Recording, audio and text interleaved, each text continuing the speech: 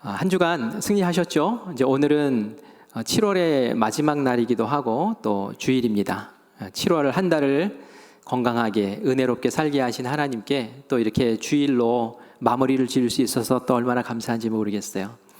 지난 주일에 제가 기도할 수 있는데 왜라는 제목으로 말씀을 전했습니다. 기도할 수 있는데 왜? 그 다음에 나오는 말이 뭐죠? 왜 염려하십니까? 그죠? 염려하지 마세요 라는 그런 뜻이에요. 근심하지 맙시다 라는 그런 말씀이었죠. 하나님이 계시는데 왜 염려하십니까? 하나님이 계시는데 염려하는 것은 믿음이 없다는 그런 표현입니다. 불신과 같은 거예요. 그래서 우리가 전능하신 하나님이 살아계시고 그 살아계신 하나님 앞에 나아가는 자는 하나님께서 반드시 상 주신다라는 것을 믿고 의지하면 우리 마음에 염려와 근심이 틈탈 기회가 없는 거죠. 우리가 기쁨과 감사로 그렇게 살 수 있고 염려를 이기는 방법은 이런 것입니다 라고 제가 지난주에 말씀을 드렸어요. 그런데 여러분, 오늘 설교의 제목이 어떻습니까? 같이 읽어볼까요? 시작. 구원에 이르는 근심. 오늘도 근심, 염려에 대한 말씀을 마저 전하려고 합니다. 그런데 구원에 이르는 근심, 이 근심은 좋은 근심입니까? 나쁜 근심입니까? 좋은 근심이죠. 아니, 지난주는 염려하지 말라고, 근심하지 말라고 그렇게 부르짖으시더니 오늘은 왜 또 좋은 근심도 있다고 이야기합니까? 라고 궁금해 하실 텐데요. 정말 좋은 근심이 있어요. 좋은 염려가 있기 때문에 오늘 이 좋은 근심까지도 알아야지 우리가 염려와 근심에 대해서 올바르게 대처할 수 있기 때문에 그렇습니다. 느헤미야를 여러분 아시죠? 페르시아 제국 때에 온 이스라엘 백성들이 그 밑에서 포로로 생활하고 있었어요. 그런데 포로 귀환이 이루어집니다. 그래서 일부 백성들이, 이스라엘 백성들이 예루살렘으로 돌아가서 그곳에서 살게 되죠. 이때에 수산궁에, 페르시아 수산궁에 술관원장으로 일하고 있었던 사람이 바로 느헤미야라는 사람이었어요. 그런데 이 느헤미야가 어느 날 형제로부터 고향으로 돌아간, 고국으로 돌아간 자기 동족의 소식을 듣고 마음이 철렁 내려앉습니다. 어떤 소식이었을까요? 포로에서 풀려나서 가봤더니 성은 다 무너져 있고 성벽도 무너져 있고 성문도 다 불타서 이들이 도저히 그곳에서 안식하며 안정적인 삶을 살 수가 없었던 거예요. 뭔가 농사를 지어서 좀 거둘만 하면 외적들이 쳐들어와가지고 다 수탈해가고 완전 거지 같은 삶을 그렇게 눈물 흘리면서 살고 있었던 거죠. 그 소식을 전해들은 느헤미야, 어떤 마음이었을까요? 아, 그렇구나. 그러고 말았을까요? 나는 지금 뭐 잘 살고 있고 잘 먹고 있고 권세도 누리고 있으니 그건 남의 일이지, 이렇게 생각했을까요? 그렇지 않았습니다. 이 느헤미야는 마음에 아픔을 갖게 돼요. 마음에 근심을 갖게 돼요. 마음에 염려를 갖게 되더란 말이에요. 느헤미야 1장 4절 말씀을 같이 볼까요? 내가 이 말을 듣고 앉아서 울고 수일 동안 슬퍼하며 하늘의 하나님 앞에 금식하며 기도하여. 느헤미야가 이 소식을 듣고 주저앉아 엉엉 울었다는 얘기예요. 왜요? 동족들에 대한 안타까운 마음이 그 마음의 염려와 근심으로 가득 찼고 그 근심과 염려는 이 느헤미야를 기도하게 만들었어요. 금식하면서 하나님 바라보며 기도하게 만들었어요. 하나님, 도대체 이게 무슨 일입니까? 하나님 뜻이 있어서 보내신 것 아닙니까? 하나님, 우리 동족이 왜 이렇게 살아야 합니까? 하면서 간절한 마음으로 주님 앞에 기도하죠. 그 마음에 근심이 가득하니까 얼굴에 수심이 차는 거예요. 아닥사스다 왕이 이 비서인 이 느헤미야의 얼굴을 보니까 걱정되는 거예요. 너 얼굴에 수심이 이렇게 가득하냐? 무슨 근심이 있길래 그러냐? 그때에 느헤미야가 자기 동족의 일을 이야기를 하죠. 그 이야기를 듣고 이 왕의 마음이 감동을 받아요. 아, 그런 일이 있었어? 그렇다면은 내가 어떻게 도와줄까? 하나님이 그 마음을 움직여 주셨어요. 느헤미야가 저를 보내셔서 제가 그곳에서 동족을 위해서 성벽을 구축할 수 있도록 도와주십시오. 저에게 이런 것들이 필요한데 좀 도와주십시오. 왕이 다 도와주죠. 그래서 느헤미야가 사람들을 이끌고 그곳에 가서 성벽을 단시간 내에 건축해서 이스라엘 백성들을 구원하는 역사가 일어난 줄 믿습니다. 아멘. 염려, 근심 좋은 거죠. 느헤미야가 이야기를 듣고, 동족의 이야기를 듣고, 아니 나는 괜찮아, 그 남의 일이지 라고 그냥 지나쳤으면 이런 일이 일어날 리가 없는 거죠. 그런데 그 슬픈 소식을 듣고 마음에 근심했어요. 마음에 염려했어요. 하나님 하고 하나님께 기도했어요. 금식했어요. 하나님의 뜻을 받았어요. 그리고 이스라엘 백성들을 구원하는 역사를 이뤄낸 줄 믿습니다.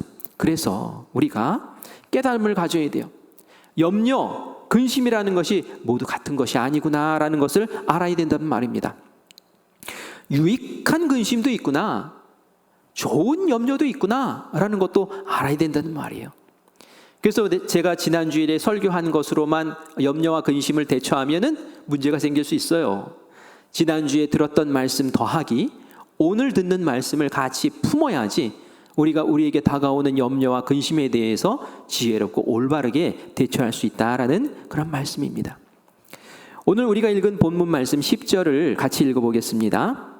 하나님의 뜻대로 하는 근심은 후회할 것이 없는 구원에 이르게 하는 회개를 이루는 것이요, 세상 근심은 사망을 이루는 것이니라. 아멘. 여기 보니까 하나님의 뜻대로 하는 근심이라고 구별되어 있죠. 또 세상 근심이라고 또 표현하고 있어요. 근심에 뿌리가 있다는 거예요. 근심에 원인이 있다는 얘기입니다. 세상이 주는 근심이 있고 하나님이 하게 하시는 근심이 또 있다라는 얘기예요. 세상이 주는 근심은 신앙과 무관한 거예요. 하나님과 무관한 거예요. 하나님 없이 하는 근심이에요. 이런 근심은 마음에 절망을 주고 좌절하게 만들고 헤어나오지 못하게 그 마음과 영혼을 갉아먹고 그 육신도 힘들게 만들고 결국은 사망에 이르게 하는 그런 근심이 있단 말이에요. 지난주에 제가 말씀드린 것이 그런 근심을 얘기하는 거예요. 세상의 근심들. 그런 근심으로 인생을 탕진하지 말자는 거죠. 그런 근심을 하나님께 맡기고 하나님께서 역사하시는 것을 바라면서 자유함을 누리자는 거예요. 우리 마음에 그런 근심이 틈타지 못하도록 하나님 말씀으로 채우고 기도로 채워나가자라는 그런 말씀을 드렸어요. 그런데 말이죠, 하나님의 뜻대로 하게 하는 근심, 이 근심은 우리가 품어야 되는 근심이다라는 거예요. 왜요? 이 근심은 우리를 유익하게 하거든요. 우리를 회개로 이끌고 그 회개를 통해서 우리를 구원으로 이끌기 때문에 그렇다라는 말씀입니다. 우리에게 유익한 근심이라는 얘기예요. 느헤미야의 근심이 꼭 그랬죠. 느헤미야가 근심하고 그것을 통해서 하나님의 뜻을 알고 그리고 하나님의 역사를 이루어내고, 이런 근심은 우리가 붙잡아야 되는 근심이라는 얘기예요. 느헤미야가 이런 근심을 붙잡지 않았으면 이스라엘에 이런 일이 일어날 수가 없었잖아요. 오늘은 또 다른 차원에서의 이 근심, 유익한 근심에 대해서 이 바울을 통해 우리가 더 생각해 보려고 합니다. 오늘 우리가 읽은 본문 말씀을 보면 바울이 여러 가지 이야기들을 하는데 그 말씀의 배경이 있어요. 이 말을 하게 된 배경이 있어서 제가 그 배경을 잠깐 설명을 하겠습니다.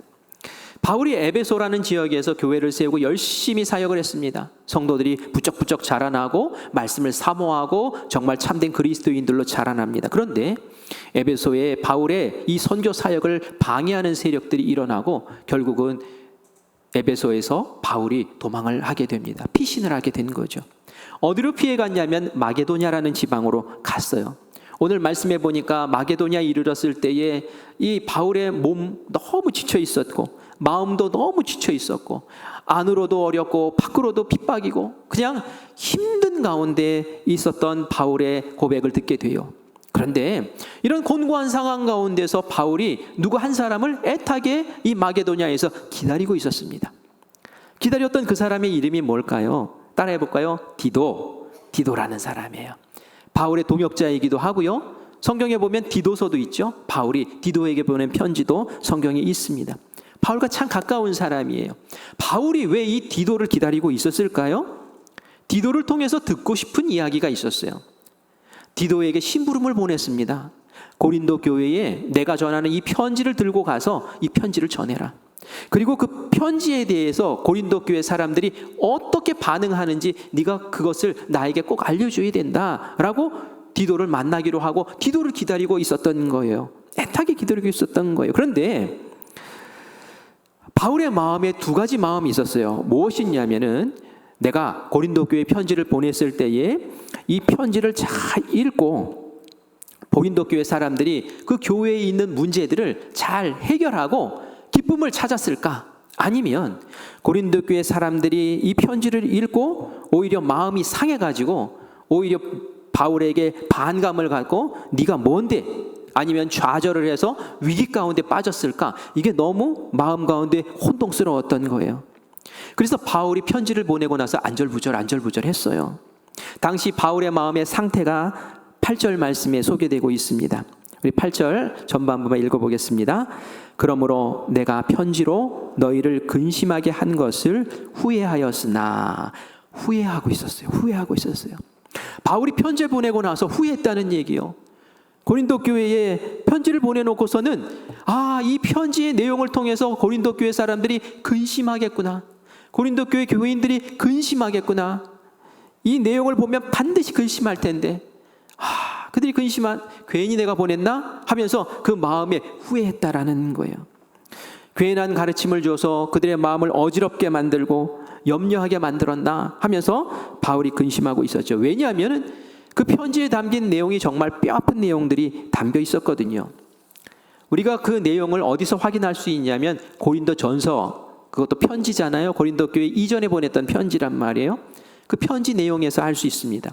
그 내용에 보면은 이런 내용들이 있어요. 교인들끼리 사랑하지 못하고 분쟁하고 서로 다퉈요. 너희들 왜 이렇게 분열해서 다투냐? 왜 이렇게 끼리끼리 그렇게 뭉쳐서 한 몸을 이루지 못하느냐? 하면서 바울이 막 책망을 합니다. 음행하지 말아라 제발. 우상 숭배하지 말아라 제발. 너희들은 그렇게 은사가 많은데 어쩌면 그렇게 덕도 없고 질서도 없냐? 하나님이 은사를 주셨을 때는 그 은사로 남을 섬기고 세우고 그리스도의 몸된 교회를 세우라고 주신 은사인데 어쩌면 그렇게 은사를 마음대로 사용하냐? 그걸로 왜 이렇게 교만하고 자랑하냐? 제발 좀 사랑해라. 은사 중에 제일은 사랑이다. 이런 말씀들 들을 때에 마음이 얼마나 어렵겠어요? 바울이 이 모습을 지적을 하면서 너무 적나라하게 지적을 했기 때문에 이거 보내고 나서 괜찮을까? 이런 생각을 가졌던 거죠. 바울이 한 말씀 맞는 말씀 아닙니까? 다 옳은 말씀이에요. 그런데 바울이 왜 걱정을 이렇게 합니까? 그것은 고린도 교회에 거짓 교사들이 들어갔어요. 바울이 다른 곳으로 전도 갔을 때에 고린도 교회에 거짓 교사들이 들어가서 고린도 교회 성도들을 다 뒤집어 엎어놓은 거예요. 야, 바울이 무슨 사도야? 사도는 예수님과 함께 다녀야지 사도지. 예수님과 함께 다니지 않았어. 그 12사도만 사도지. 지가 무슨 사도라고. 바울이 가르쳐준 거 다 가짜야. 율법도 지켜야 되는 애들. 큰일 나 이러다가. 이러면서 바울이 가르쳐준 복음의 진리를 막 훼손시키는 거예요. 이런 상황에서 바울이 지금 올바른 얘기하는 편지 보냈다고 그 오염된 사람들이 그것을 제대로 받아들일까? 라는 그러한 걱정이 있었던 거죠. 거부하면 어떡하지? 심지어 오히려 반감을 가지면 어떡하지? 니까짓 게 뭔데 이렇게 나오면 어떡하지? 막 이런 마음이 이 바울의 마음에 있었던 거죠. 그래서 바울이 이야기합니다. 내가 이 편지를 보낼 때 내가 이 편지 보낸 내 마음은 내 진심은 이것이다 라고 이야기를 해요. 3절 말씀입니다. 내가 이 말을 하는 것은 너희를 정죄하려고 하는 것이 아니라 내가 이전에 말하였거니와 너희가 우리 마음에 있어 함께 죽고 함께 살게 하고자 함이라. 무슨 말씀이에요? 내가 이 편지 보낸 것은 너희들 잘못을 꾸짖고 정죄하고 너희들 이래가지고는 지옥 간다 이러면서 너희들 책망하려고 보낸 글이 아니다라는 거예요. 내가 너희들에게 이 글을 보내는 것은 너희들을 정말 사랑하고 아껴서 보내는 거야. 우리는 어떤 사이니? 함께 죽고 함께 사는 사이 아니니? 이렇게 그 마음을 표현하는 거예요. 동생, 동사, 함께 살고 함께 죽고 우리는 운명 공동체 아니니? 지금 비록 떨어져 있지만 내가 너희를 낳았잖아. 내가 고린도 교회를 탄생시켰잖아. 너희들은 나의 영적인 자녀잖아. 이런 마음, 그 마음으로 고린도 교회에 바울의 그 진심을 전하고 있는 거죠. 바울의 진심은 그랬지만 받는 사람들의 마음의 수준에 따라서 이것이 호의로 받아들여지기도 하고 아니면 반감으로 받아들이기도 하고 반응이 다 다르지요. 우리가 성경에 보면은 이런 경우들을 보게 돼요. 복음을 전할 때에 전혀 다른 반응으로 받는구나라는 것을 알게 됩니다. 사도행전 2장에 보면은 사도 베드로가 어떻게 해요? 성령 충만해서 밖에 나가가지고 복음을 전해요. 그러면서 예수님에 대해서 설명을 하죠. 예수님 하나님의 아들이고 너희들이 하나님의 아들을 죽였다. 그 하나님의 아들이 부활하셔서 승천하셔서 지금 하나님 곁에 계신다. 너희가 그리스도를 죽인 거야 라고 설교를 해요. 그 말씀을 들은 예루살렘 사람들이 어떻게 반응합니까? 사도행전 2장 37절 말씀입니다. 우리 같이 읽을까요? 그들이 이 말을 듣고 마음에 찔려 베드로와 다른 사도들에게 물어 이르되 형제들아 우리가 어찌할꼬 하거늘. 그 말을 들은 이 사람들이 말이죠, 마음에 찔렸어요. 그리고 후회와 염려와 근심이 찾아왔어요. 우리가 어떡하지? 어떡하지? 큰일 났다. 어떡하지? 우리가 잘못했구나. 정말 저 말을 들으니 우리가 100% 잘못했구나. 우리는 옳은 줄 알고 옳다고 했는데 그것이 하나님의 아들을 죽이는 일이었구나. 하나님을 반역했구나. 우리가 그리스도를 죽인 죄를 지었으니 이를 어쩌면 좋다는 말인가? 라고 염려하고 근심한 것을 사도들에게 고백을 하죠. 어떻게 하면 바로 잡을 수 있습니까? 그때 베드로가 이들에게 뭐라고 말했습니까? 회개하고 세례를 받아라. 그리고 성령 받아라. 회개하라고. 그 염려와 근심을 회개의 자리로 돌려놓았어요. 그 사람들이 그 말을 듣고는 회개합니다. 세례를 받습니다. 그리고 예수 믿는 사람이 되었으니 3,000명의 교인이 이 한날에 생겨난 줄 믿습니다.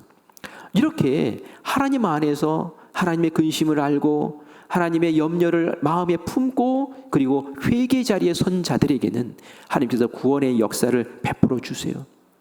그런데 똑같은 비슷한 상황인데도 불구하고 전혀 다른 반응을 하는 사람들도 사도행전 7장에서 우리가 보게 돼요. 스데반 집사님 순교의 이야기를 우리가 잘 알지요. 스데반 집사님이 성령 충만해서 복음을 전하고 기적을 일으키니까 사람들이 신성모독이다 해서 붙잡아갑니다. 유대인의 지도자들이 그 앞에 있었어요. 대제사장, 서기관, 지도자들이 있었어요. 그들은 구약 말씀을 너무 잘 알죠. 그래서 스데반 집사님이 구약 이야기를 하면서 예수님의 이야기로 끌고 돌아가서는 너희들이 그리스도를 죽였다. 똑같이 얘기를 합니다. 예수님을 죽였다는 거예요. 그 말을 들었어요. 그 설교에 어떻게 반응을 했을까요? 사도행전 7장 54절 말씀을 같이 읽겠습니다. 시작. 그들이 이 말을 듣고 마음에 찔려 그를 향하여 이를 갈거늘. 마음에 찔린 건 똑같았어요. 베드로의 설교를 들은 사람도 마음이 찔렸어요. 스데반의 설교를 들은 사람도 마음이 찔렸어요. 그런데 반응은 전혀 다르죠. 어떻게 반응했다고요? 이를 갈았어요. 니까짓 게, 네가 감히, 네가 지금 우리에게 무슨 말을 하는 거야? 네가 나를 정죄하는 거야? 전혀 반응이 다르죠. 그래서 어떡합니까? 저 녀석을 돌로 쳐 죽이자 해가지고 그 자리에서 쳐 죽이는 일이 벌어집니다. 회개하지 않았어요. 왜 같은 복음을 전했는데 이렇게 정반대의 반응이 일어날까요? 베드로도 스데반도 다 성령 충만했는데 그리고 전한 말씀은 다 진리였는데 왜 이렇게 다른 반응이 일어나는 말이에요? 그것은 말씀을 듣는 사람의 마음 밭에 문제가 있기 때문에 그런 거예요. 예수님도 마음밭 이야기를 하셨잖아요. 씨를 뿌리고 농부가 씨를 뿌릴 때에 길가에도 부러지고 돌짝밭에도 가시덤불에도 옥토에도 뿌려지고 옥토에 뿌려진 그 씨앗만 잘 자라고 열매를 맺지 않습니까? 마음밭의 문제인 거예요. 우리가 정말 이런 하나님이 주시는 근심을 통해서 회개에 이르고 구원에 이르고 변화에 이르고 성숙에 이르고 성화에 이르려면 우리 마음의 밭을 잘 준비해 놓으셔야 돼요. 말씀을 튕겨내는 그런 마음이 아니라 하나님의 말씀입니까?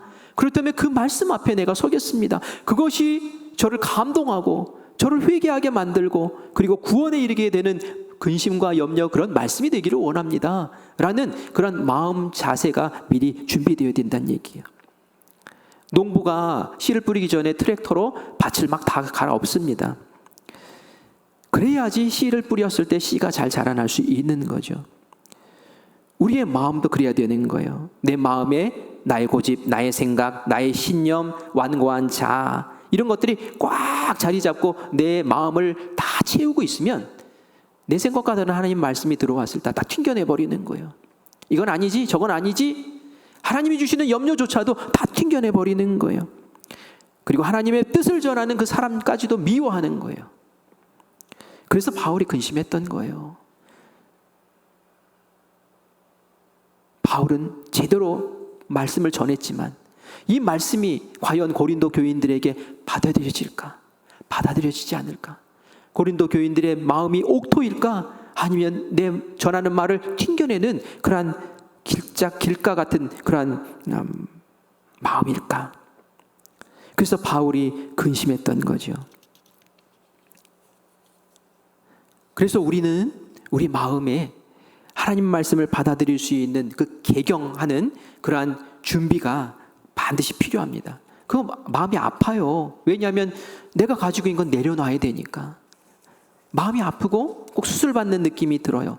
하지만 우리가 그렇게 할 수밖에 없는 이유, 근거를 우리가 붙잡는다면 하나님의 생각이 내 생각과 다르고 하나님의 생각이 내 생각보다 더 높기 때문에 내가 내 뜻 내려놓고 하나님 뜻 붙잡겠습니다 라는 그러한 마음을 가지셔야 된다는 거죠. 우리가 잘 아는 말씀이에요. 이사야 55장 8절과 9절 말씀인데요, 이 말씀을 우리 같이 읽어보겠습니다. 시작. 이는 내 생각이 너희의 생각과 다르며 내 길은 너희의 길과 다름이니라. 여호와의 말씀이니라. 이는 하늘이 땅보다 높음같이 내 길은 너희의 길보다 높으며 내 생각은 너희의 생각보다 높음이니라. 아멘, 아멘. 우리의 생각과 하나님의 생각이 얼마든지 다를 수 있다는 거예요. 우리의 생각에 하나님의 생각을 맞춰야 합니까? 하나님의 더 높고 크신 생각에 내 생각을 맞춰야 합니까? 하나님의 크고 놀랍고 깊은 하나님의 생각에 우리의 생각을 맞춰가야겠죠. 그러려면 우리의 마음에 개경이 일어나야 된다는 거예요. 그런 마음 자세를 갖고 있어야 된다는 얘기예요. 예수님이 이 말씀 붙잡고 기도하셨죠. 겟세마네 동산에서 예수님이 기도하셨잖아요.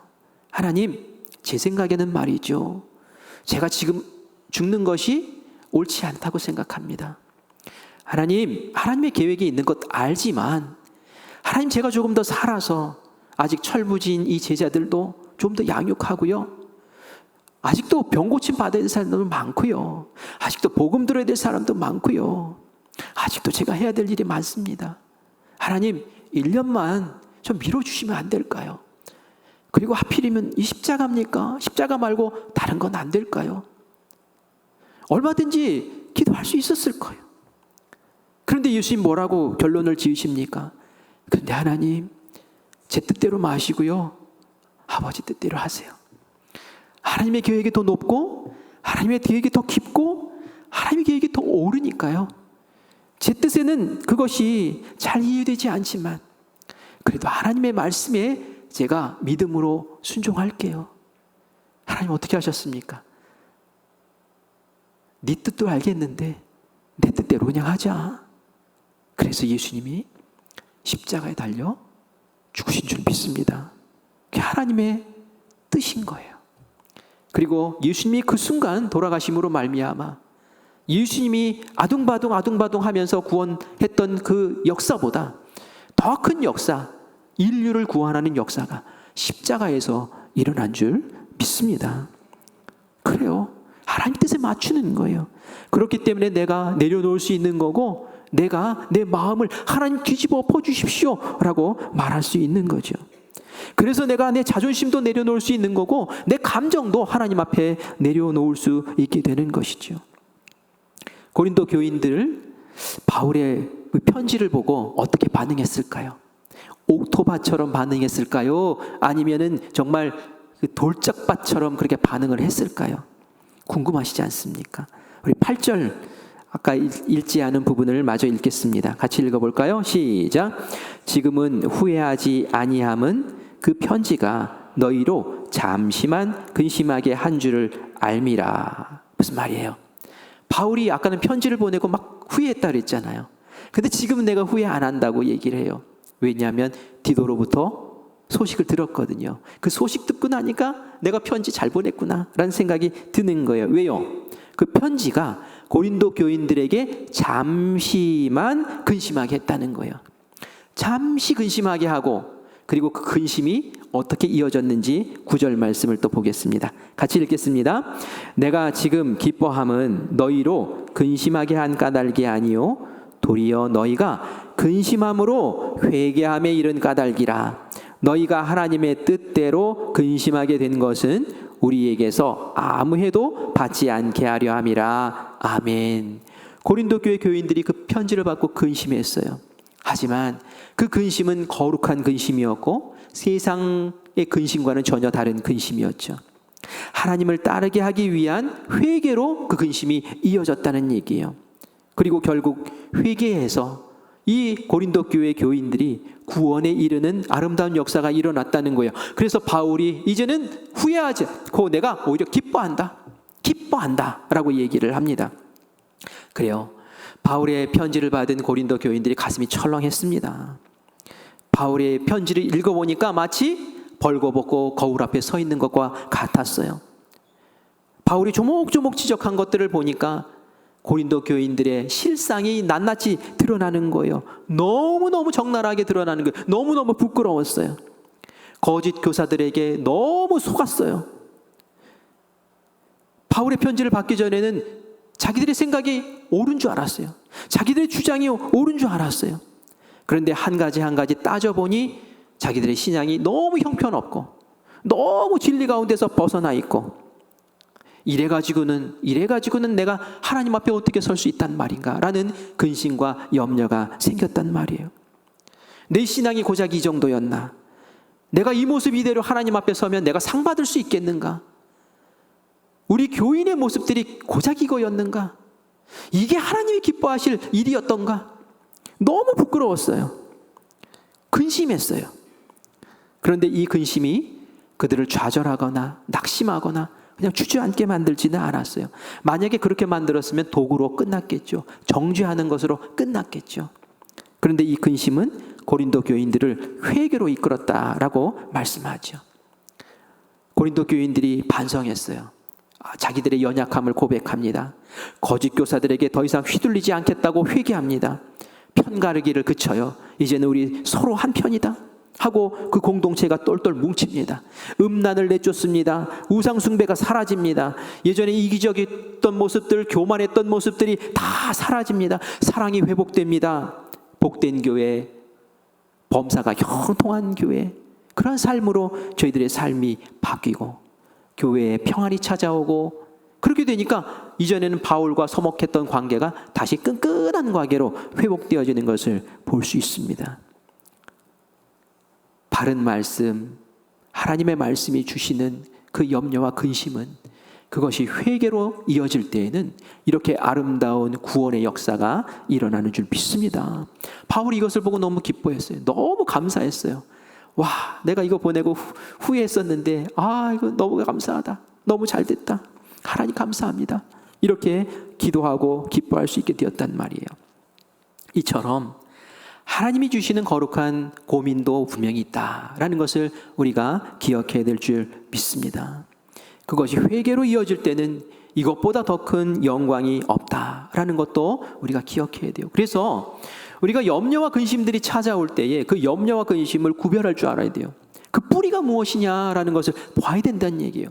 이게 하찮은 세상의 일들로 인해서 찾아온 근심이라면 우리가 단호하게 지난주에 배웠던 것처럼 대처해야 될 것이고, 그것이 하나님의 근심이고 하나님의 염려고 하나님의 한숨이라면 우리가 그것을 가볍게 여기면 안 되는 거죠.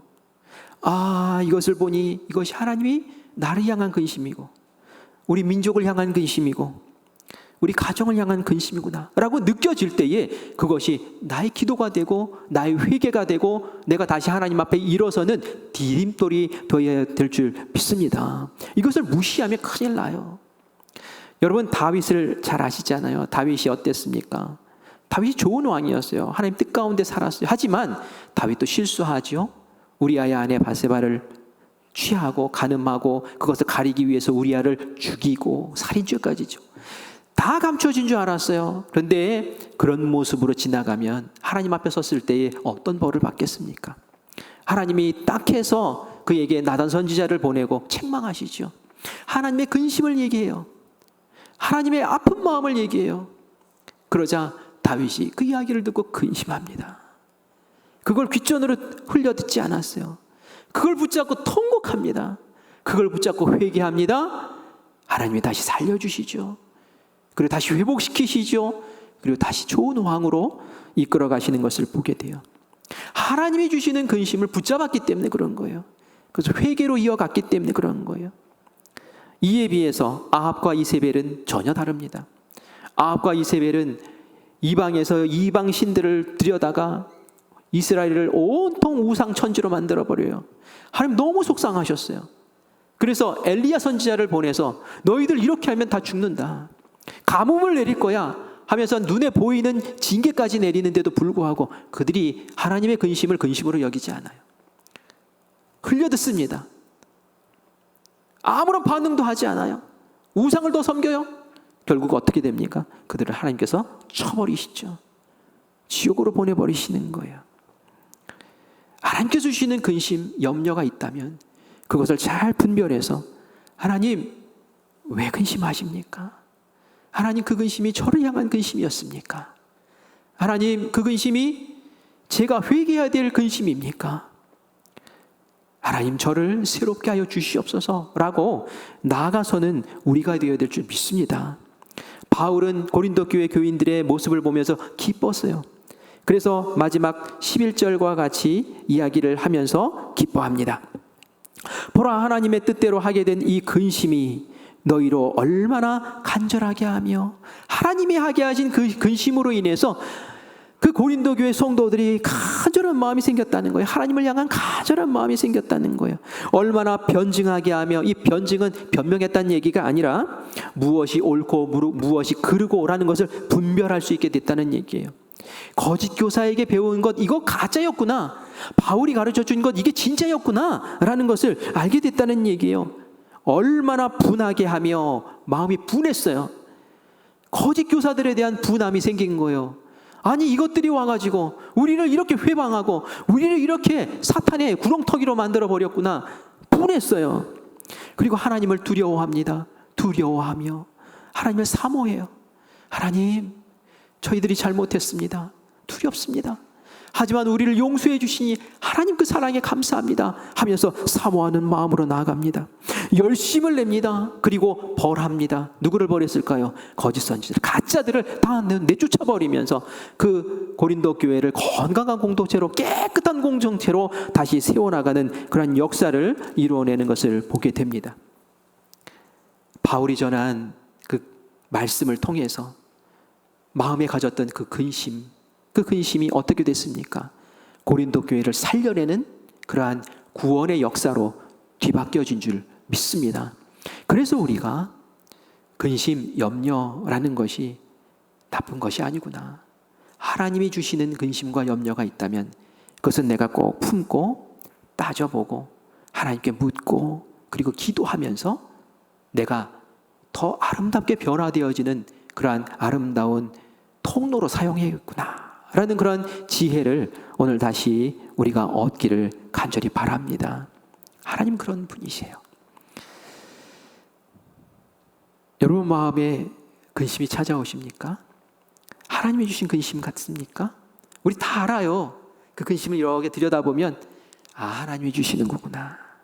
하나님이 근심하고 계시는구나. 느껴지는 게 있어요.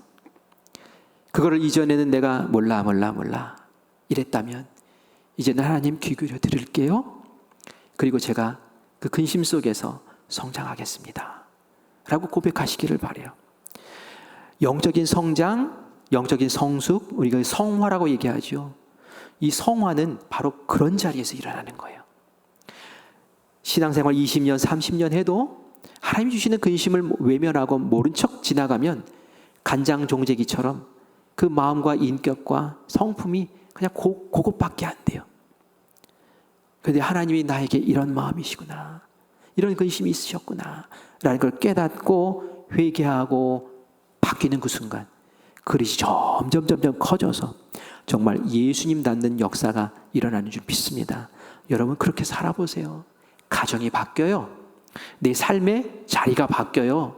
나의 자녀가 바뀌어요. 그리고 우리 교회도 지금 좋은 교회지만 더 좋은 교회로 하나님께서 더 세워주실 줄 믿습니다. 우리 그런 마음으로 이 한 달을 정리하고 또 새날을 준비하는 우리 귀한 성도님들 되시기를 간절히 축원합니다. 아멘. 우리 함께 찬양합시다. 보소서 주님, 나의 마음을 보세요. 주님 보시기에 내 마음에 선한 것이 없죠. 그렇지만 하나님 사랑의 품으로 나를 품어주시고 주님 바라게 하시고 주님 가르치시는 것으로 제 마음을 채우게 하시옵소서. 주님 마음 나에게 주세요 라고 우리 함께 찬양하고 기도하기 원합니다. 보소서 주님, 보소서 주님, 나의 마음을 선한 것 하나 없습니다. 그러나 내 모든 것 주께 드립니다. 사랑으로 받으시고 새롭게 하소서. 보소서 주님, 보소서 주님, 나의 마음을 선한 것 하나 없습니다. 그러나 내 모든 것 주께 드립니다. 사랑으로 날 새롭게 하소서. 주님 마음 내게 주소서. 내 아버지 주님 마음 내게 주소서. 나를 향하신 주님의 뜻이 이루어지고 주님 마음 내게 주소서. 주님 마음 내게 주소서. 주님 마음 내게 주소서. 내 아버지 주님 마음 내게 주소서. 나를 향하신 주님의 뜻이 이루어지도록 주님 마음 내게 주소서. 우리 함께 기도합시다. 하나님, 우리가 압니다. 세상에 주는 염려, 근심, 우리의 생명을 조금이라도 연장시킬 수 없다라는 걸 압니다. 우리가 아무리 근심하고 염려해도 그러한 것들 우리가 어떻게 처리할 수 없다는 것도 압니다. 그래서 그거 다 하나님께 맡깁니다. 그런데 하나님께서 나에게 주시는 염려와 근심들은 내가 분별하여 품기를 원합니다. 그 근심을 통해서 회개가 일어나게 하여 주시고 하나님 앞에 회개할 때에 나를 구원하시고 나에게 역사하시고 내 삶을 바꾸시고 내 인격을 변화시키시고 나의 삶의 톤을 바꾸시는 그 하나님의 권능을 누리기를 간절히 원합니다. 이제는 어린아이와 같은 그런 신앙의 모습이 아니라 이런 장성한 어른으로 성장하는 성화의 역사가 내 속에서 일어나기를 원합니다. 하나님, 내 눈을 열게 하여 주시옵소서. 내 영적인 눈을 열게 하여 주시옵소서. 내 상황과 환경을 보게 하여 주시고 말씀을 듣게 하시고 깨어있게 하여 주시어서 주님의 근심을 나의 근심으로 알게 하여 주시고 하나님 그 안에서 성장하고 성숙하고 회개하며 주님 앞에 나가설 수 있는 내가 되게 하여 주시옵소서. 우리 주님 앞에 기도합시다. 주님께서 오늘 시간 알게 하실 것입니다. 주님께서 듣게 하실 것입니다. 주님께서 깨닫게 하실 것입니다. 그것을 주님 앞에 고백합시다. 주님 앞에 다시금 일어섭시다. 주님 부르고 함께 기도하겠습니다. 주여, 주여, 주여, 감사합니다. 오늘도 주님께서 우리에게 하는 깨닫게 하시는 영의 눈을 열어주시어서 하나님 주님 앞에 기도함으로 나아갑니다. 하나님 내 마음 가운데 주님께서 주시는 거룩한 근심이 있는 것을 아버지 나로 외면하지 말게 해주시고 주님 나의 상황 가운데 환경 가운데 주님께서 내 마음을 어루만지시며 하나님 깨닫기를 원하시며 나에게 주시는 아버지 하나님 그 염려와 근심을 내 마음 가운데 품고 주님 앞에 회개함으로 나가설 수 있도록 주님 인도하여 주시기를 간절히 원합니다. 그것으로 인하여 내 성품이 변화되게 하시고 내 마음이 변화되게 하시고 주님 은혜 가운데 무릎 꿇게 하여 주시고 하나님의 뜻 가운데 내 뜻을 굽히게 하여 주시고 주님께서 역사하시는 귀한 길들 하나님 그 소망의 길들에 아버지 내 마음을 맞추며 살아갈 수 있도록 주여 인도하여 주시기를 간절히 원합니다. 미워하는 마음, 서운했던 마음, 섭섭했던 마음, 시기했던 마음, 교만했던 마음 다 내려놓게 하여 주시옵소서. 내 뜻 주장하며 내 뜻대로 되지 않을 때 고집하며 주장하며 속상해하고 아버지 하나님 원망했던 마음도 하나님 다 내려놓게 하여 주시옵소서. 내 가정 가운데 아버지 자녀와 부모의 관계 속에서 하나님 아버지 내 주변 사람들과의 관계 속에서 하나님 아버지 내가 하나님을 내려놓아야 될 것들을 하나님 아버지 내려놓게 하여 주시고 하나님 아버지 성숙의 기회로 아버지 새로움의 기회로 살 수 있는 저희들이 될 수 있도록 주님 인도하여 주시옵소서. 주님께서 우리의 영을 세우시고 우리의 영을 세우시고 내 마음을 세우시고 우리의 삶을 새롭게 하여 주시고 우리의 공동체를 주의 은혜 가운데 더 아름답게 세워주실 것을 믿사오니 주님 우리 가운데 역사하여 주시고 주님 우리를 사용하여 주시옵소서. 예수님의 이름으로 간절히 기도합니다. 아멘.